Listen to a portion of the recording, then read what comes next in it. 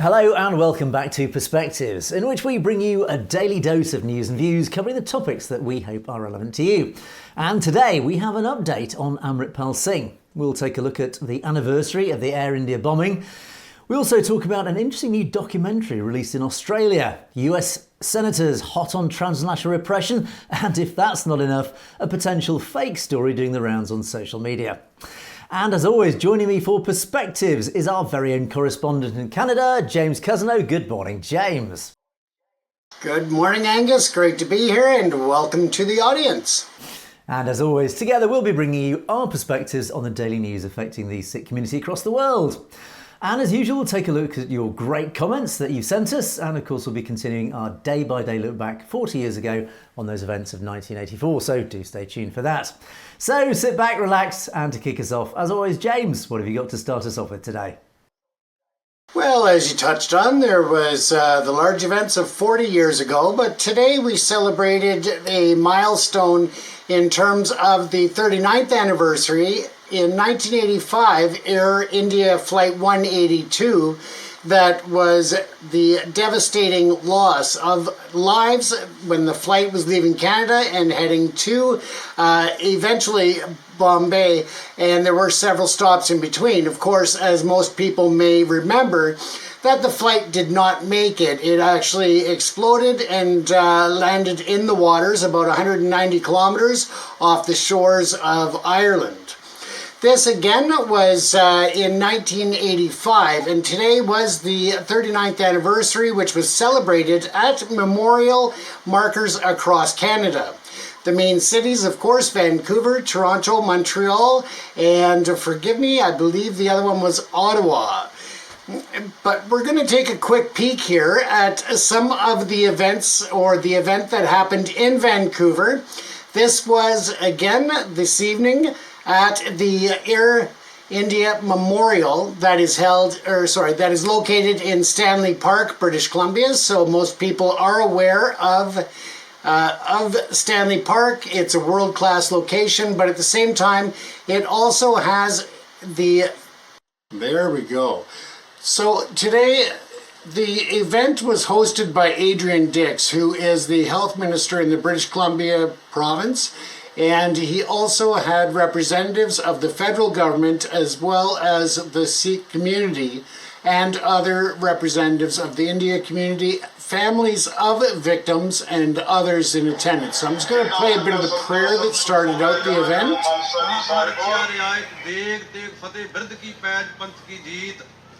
श्री साहब जी सहाय खालसा जी के बोल बाले बोलो जी सिखां नूं सिखी दान केस दान रहत दान विवेक दान विसा दान भरोसा दान दाना सरदान नाम दान श्री अमृतसर जी दे इशनान चौंकियां झंडे बुंगे जुगो जुग अटल धर्म का जयकार बोलो जी सिखां दा मन नीवा मत उच्ची मादा राखा वाहगुरू हे अकाल पुरख अपने पंथ दे सदा सहाई दातार जीओ श्री ननकाना साहिब होर गुरुद्वारियां गुरुधामां जिन्हां तो पंथ नूं विछोड़िया गया है खुले दर्शन दीदार सेवा संभाल दे दान खालसा जी नूं बख्शो इन माणियां दे मान निताणियां दे तान न्योटियां दी ओड़ सच्चे पिता अकाल पुरख सभे जी संभाल अपनी मेहर कर सतगुर सच्चे पातशाह जी कनिष्क कांड दे वापरे दुखदाई घटनाक्रम दे संबंध विच समूह परिवार भाईचारे वालों आप जी के चरण कमला पास अरदास बेनती जोदड़ी है आप जी ने कृपा करनी समूह भाईचारे नूं परिवारां नूं. So as you can see, they started off with a prayer ceremony. The pro-Khalistani presence was very visible there. At the end of the event, there was a bit of a ruckus between some of the victims' families and some of the pro-Khalistani people who were there to offer their prayers, their support, and also to join them in demanding further investigation by the Government of Canada. A few people, the emotions got a little high, but at the end it was very peaceful, and for the most part everybody came together to remember the victims, which was the main goal, was to remember the victims and again to insist that the Canadian government take further steps to get to the bottom of what really happened to Flight 182. On board that flight were 268 Canadians whose lives were lost, 27 British citizens, and 24 Indian citizens. The investigation and trial cost over $130 million. It was the largest act of terror and mass loss of lives in Canadian history and remains that way to this day. Again, it's been a very emotional ride for the victims' families and for others involved in the community. So we are glad that it did go peacefully here. Tomorrow we'll cover a bit more of the other events across Canada, which were a bit more, we'll say, a bit more emotional, and where police were involved to break up some of the larger scrimmages that happened. But overall, it is all about the victims and supporting their families of this horrible tragedy and getting to the truth, Angus. Yeah, you have to really feel for the families of the victims of this terrible incident, because of course they're looking for somebody to blame. And where that blame lies is where all the controversy lies, because of course the incident has been blamed on Sikh terrorists, but in fact there is enough evidence out there in the public domain that is being sifted through on a regular basis by Sikh campaigners and Khalistani campaigners to say actually there is a very high likelihood that this incident, this terrorist bombing, was actually committed by Indian intelligence with a very deliberate intention to lay the blame on the Khalistanis, and particularly the Sikh community. And of course the victims' families now are looking to blame somebody, and at the moment they are turning their emotional reaction on who they have been told were the perpetrators of this. But as many people have said, they are not the perpetrators, and even it is believed that Canadian intelligence knows an awful lot more than they have let on about what actually happened during that bombing. So yeah, it's a very tough, very emotional situation for all involved, James. And as you touched on there, the CSIS and RCMP in Canada during the initial investigation, there are documents and reports that they were directed to not focus any of the investigatory resources on the India government. So that's something that is very much of interest to a lot of people, especially given the recent events over the last several years here in Canada and around the globe. Of course, international geopolitics once again interfering in the due process of law. So, okay, well, let's move on then. I have 4 quick stories which we'll rattle through just to get through them, and we'll start with an update with Amritpal Singh.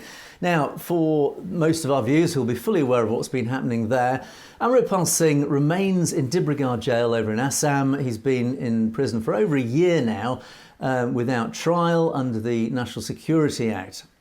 And of course, he won recently in the recent general elections. He won the Kador Sahib constituency by beating his rival with a minimum of 200,000 votes, extra votes than his next rival, elected to the Lok Sabha.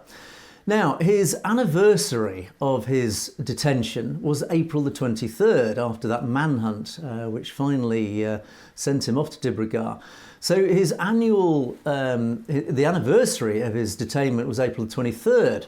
Now, Indian media are now reporting that his detention has been extended for 1 year.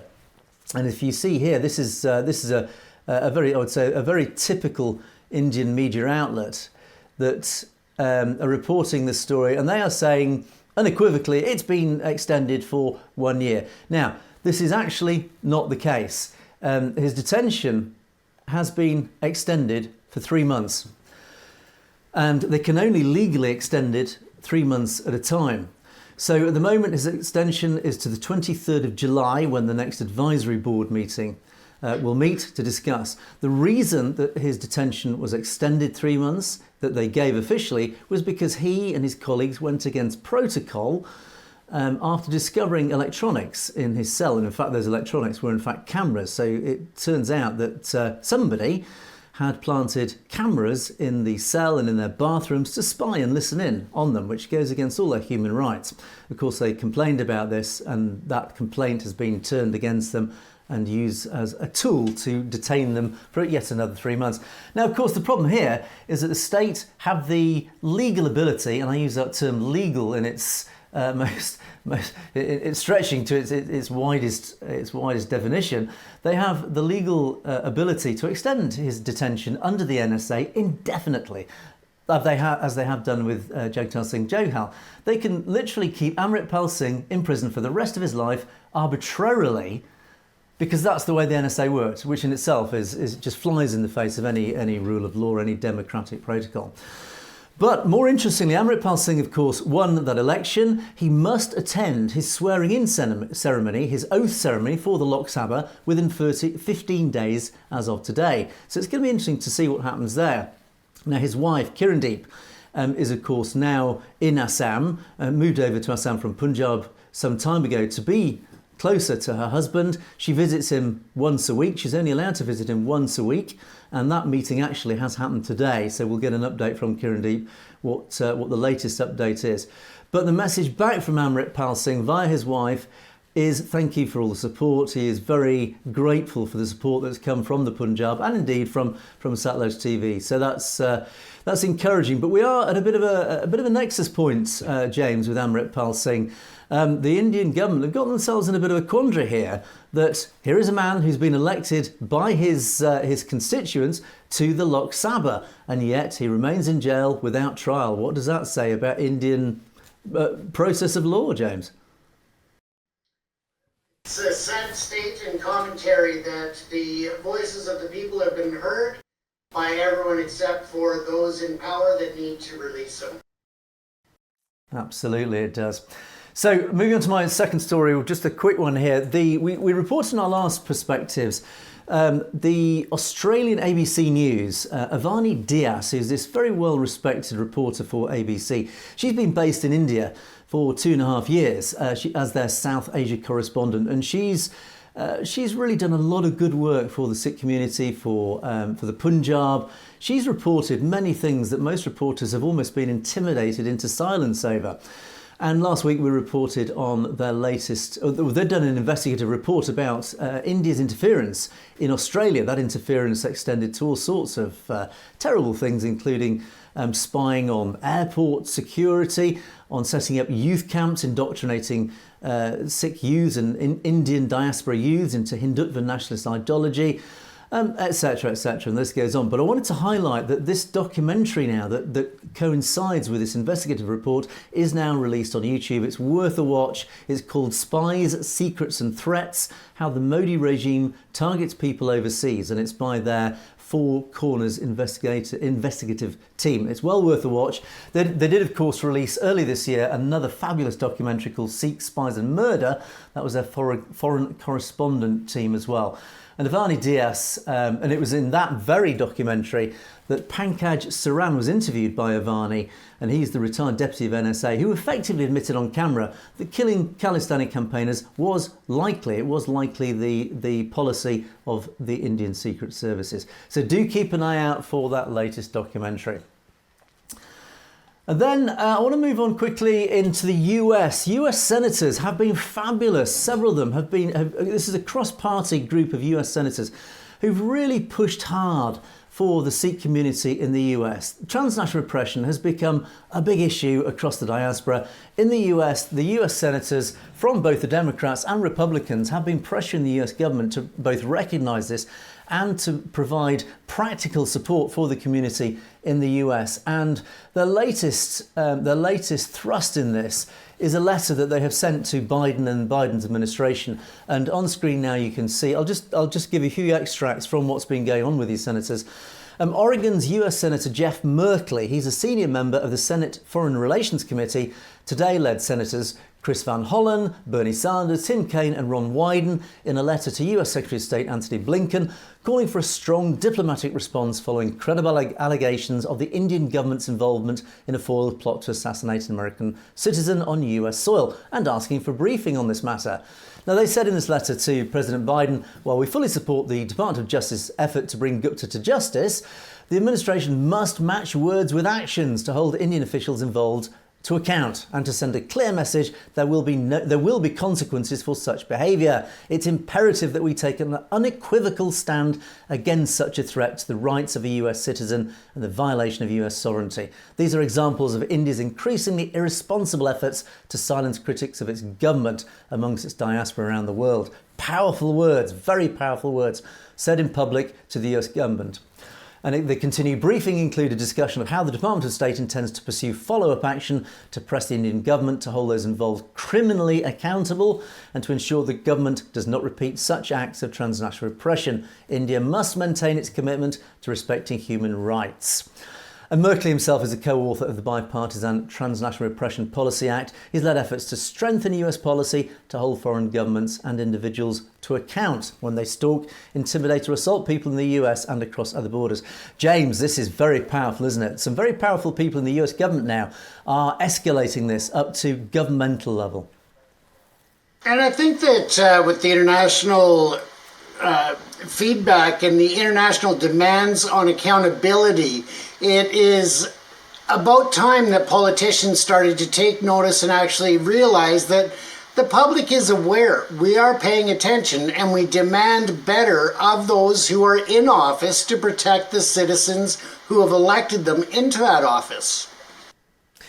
Of course, and this is the problem that governments have in the diaspora countries, particularly the US, Canada and the UK, is, again, it's the wonderful geopolitics, because, of course, they know, the governments are not stupid, they know what's going on because they are given daily briefings by the country's intelligence services, so they know transnational repression is going on. They know there is a real present threat going on in these diaspora countries. They know that Indian agents for RAW and the NIA are operating on their territories. The big question is, what can they do about it? And of course, these governments are pressured internally by MPs in the UK, by senators in the US and their equivalents in Canada. So Trudeau, Biden and Sunak in all these countries know what's going on, and they are being pressured by their people's representatives, their members of parliaments, the members of the Senate, etc., into doing something about it. But at the same time, in front of the world's cameras, in front of the world's eyes, they have to be seen to be acting, but at the same time, they're also seen to not threaten a huge growing country. India is a potential superpower. Modi, although weakened, he has big ambitions, he has big aspirations. And making an enemy of India is quite a dangerous thing to do on many levels, but primarily because the real enemy for the West at the moment is China. India, we need China on side. I beg your pardon, we need India on side to buttress against China. India needs to be an ally, but India so far is making itself deliberately, for whatever its own interests, it's making itself a potential enemy of the West. Now, in its own mind, it sees itself, it thinks it can stand alone in that region. It thinks it's powerful enough to take on China, to take on the West and stand alone. Fine, that's a big ambition, aspiration. But unfortunately, in the real world, they will need allies. So they have to choose. Will they ally with Russia? And of course, they have a long historic relationship with Russia. Will they ally with China? Most unlikely. They're already having a very fractious relationship with China, who is, of course, encroaching on India's own territory up in the northeast and the northwest. In those areas, China already clearly has ambitions to encroach into India's territory. What's India doing about it? It's trying to push back, but again, it can't do it alone. It's being encircled by China. China has military bases in the guise of naval bases, or in turn in the guise of shipping bases in the Indian Ocean surrounding India. India is surrounded on all sides by China, so it does need friends and it needs the West. The problem is this whole incidence of transnational repression is alienating the nation from the West. But that is their decision and that is their prerogative to do that. But in turn, the West, we have this situation where we follow the rule of law, we follow democratic principles, and we are trying to impose upon India democratic principles. So you want to join our club of global democracies, you have to follow our protocols as well. So that, yeah, there are all these dynamics in play.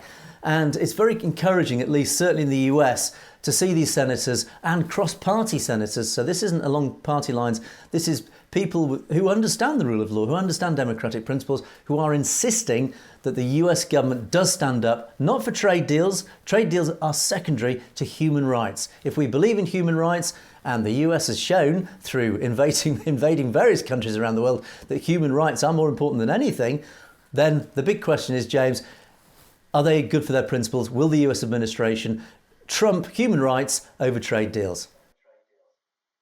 Well, and I've always been accused of being an optimist, so I hope to see positive change on all stages here. So let's hope that that's true. Indeed, indeed. Okay, and moving on to our final story of the day. This is an interesting one, actually, that was highlighted to us just yesterday. This is a video that has appeared on social media, and it's been doing the rounds on social media, and it's excuse me. It shows an incident that happened in Uttam Nagar, New Delhi. And allegedly, it's an Indian RAW officer, Vikash Senthia, who was involved allegedly in planning Sikh murders in Canada, is being murdered in this incident where a grenade was thrown in this car. Now, of course, this is, excuse the pun, this has ignited social media. People saying, wow, this is big news. Now, actually, this is just to highlight, apparently this has been fact-checked to be false. Vikash Senthia was actually, he was a graduate from the Indian Police Services, the IPS, only last year. So he's a junior character. And actually, he is now at the Sardar Vallabhbhai Patel National Police Academy. That's India's civil service training institution. So it's most unlikely he was actually involved in any transnational repression. And in fact, this incident that's caught on camera has been fact-checked to be... it was a real car fire, but it was actually due to a car just overheating. The owner was perfectly safe. He managed to jump out of his car before it burst into flames. It was in Uttam Nagar, but it was nothing to do with this. So this highlights this very, very important element of social media spreading misinformation. So when you see these things, always try to question them, corroborate them, and it just shows how dangerous misinformation is, James. It does, and I'm just surprised that there's no Tesla jackal on that car. Good point. Okay, so let us move on to our usual segment where we take a look at your comments. And want to pick up a couple of comments on this story, again, where we highlighted the Najjar story, amongst others. And we had this one, again, from one of our regular correspondents, Dharminder Sekon. And he says, thanks, James. Tons of love from Punjab for raising our voice in the West. And he makes some very good points. But the one sentence here I did want to highlight, that's why many people here in Punjab unwillingly keep their mouths shut. West, please help us. This highlights a very important thing that we do raise on a regular basis, is that in any democracy, anybody must feel free to speak their mind, whatever that is, as long as it doesn't break any laws. They can still be even offensive to other people, again, as long as it doesn't break laws or it incites people to violence. And yet in the Punjab, people are afraid to speak out. People are afraid to even talk about Khalistan because they know what will happen to them. This isn't democratic, and this does highlight how people in the Punjab are intimidated into silence, James. That's a terrible state of affairs. It is, and it's just something that we in the West take for granted is our freedom of speech. It's absolutely, yeah. So the second comment from SSI Singh. Thank you for the news, and thank you once again for your comments. But 40 years ago, people in the world just took it as news. We did, because it was so far removed from us. It wasn't personal to us. It's only now when we look at it in detail, yeah, we understand just how deeply impactful this terrible incident was. It was a genocide. And you refer to one specific incident where a Hindu woman was collaborating and giving out food and sweets to the soldiers and praising them for their terrible actions. So she should be mentioned. And I wanted to raise this actually because, it's very tragic what went on. And many Hindus were blamelessly manipulated into acting against Sikhs. And this also refers back to the genocide that occurred after Indira Gandhi's assassination, that terrible genocide where nearly 20,000 innocent men, women and children were literally tortured, set on fire in the streets. Women were raped, gang raped. It was awful what went on, unforgivable. And I wanted to raise this point because at that point, many Hindu families in Delhi and surrounding areas, when Sikhs were literally fleeing for their lives, many Hindu families realised what was going on and they opened their homes to these fleeing Sikhs and they sheltered them. They provided sanctuary, I can't think of the word. They provided safety for these Sikhs, against risking their own lives to do this. So we mustn't fall into this trap of division where we're trying to, and this is a very, very Hindutva thing, And it goes back even back to the 1980s, where there was this deliberate policy to divide the communities, to divide Hindus against Sikhs. And as I understand it, this even goes against Sikhi, who see everybody as equal. And we mustn't fall into this trap of blaming Hindus. I think they have been manipulated to turn against Sikhs. That's not their fault. It is the fault of the source of that manipulation. It is Hindutva. It is this extremist nationalism. It's terrible. And it happens in this country. It happens all over the world. That's what propaganda is all about. It's manipulating innocent people who have to form their opinions by what they're told. And they've been told that Sikhs are these terrible people, which is obviously not true. But it's all about, it's understanding that they have been manipulated. It's trying to persuade them that they've been manipulated. And this is what we do on our channel. We try and, when we get bad comments from the Hindu community, we try and say, no, you need to see both sides of the story. Because they are as innocent as anybody else in this. They're only recounting what they've been told, James. We're all guilty of it. Absolutely, absolutely. Okay, next comment. I was watching an eyewitness account of the army attack on Golden Temple, and he goes into some details of this. A 12-month-old child, the Indian army snatched from her arms, burned him alive. And I don't even want to read this out, it's too upsetting. But again, the previous comment referred to in the West, it was just news. It was just news. But what we do forget, and actually what was often not even recounted, was the actual detail of what went on in both that attack on the temple, but also the genocide that followed. The detail of the torture, what human beings did to members of the Sikh community were animalistic. In fact, it's even insulting to animals. The sort of things that human beings did to their fellow human beings. And this comment, again, raises up the most horrific images of what actually went on in those genocides. And we mustn't forget these details because it's very easy to gloss over them 40 years later. But these details must not be forgotten. They must be recounted just to remind people of just how dreadful human beings can sink, the levels that they sink in these sorts of situations. The final comment. This was a comment from Gil Gary. Need correction, Sikh community rather than Sikh community, please. Now, I wanted to raise this because this is a difficult one. Here in the UK, we refer to Sikhs or Sikhs as Sikhs. It's a language difference. In the US, all the Sikhs or Sikhs that I've spoken to refer themselves to Sikhs. So whenever I use the word Sikh, it is because I'm addressing our US and Canadian audience. If I say Sikh, I'm addressing the British audience. Unfortunately, and this is a point that has been raised, the subtitles that are created by artificial intelligence on YouTube and other channels, they just hear the word Sikh and they write it as S-I-C-K as opposed to S-I-K-H. So it's just to explain to the audience, when we say Sikh, it's primarily because the members of the Sikh or the Sikh community who I've spoken to refer themselves to as Sikh. So apologies if it upsets people. I hope you understand. That's why we refer to Sikhs as Sikhs and vice versa. So please interchange those as you see fit. Okay, let's move on to our final segment, and again we get serious. So once again, we'll credit the National Sikh Youth Federation on this one for their wonderful narrative, day-by-day narrative of those 10 terrible days in 1984.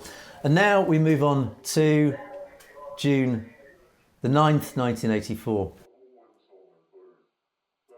Now,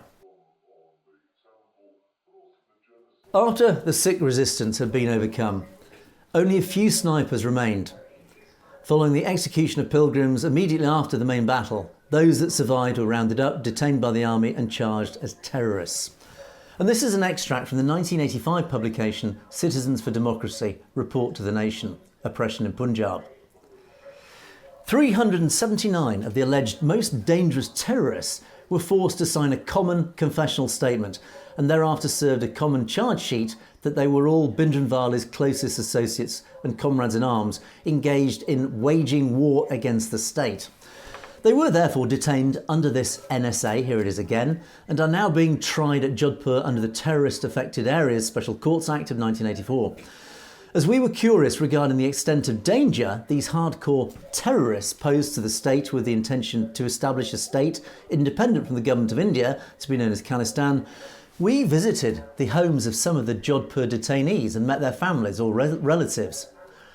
The evidence collected established beyond doubt that none of the Jodhpur detainees we succeeded in profiling are terrorists, but rather all of them are completely innocent, ordinary persons whose only crime was that they had all gone to or were coming from the Golden Temple as devotees or pilgrims visiting the Golden Temple for the Guru Parab on June the 3rd, 1984. Or farmers gone to the temple to deliver village donations of grain to the SGPC. Or students gone to pay obeisance to their holiest religious shrine, the Harmandir Sahib.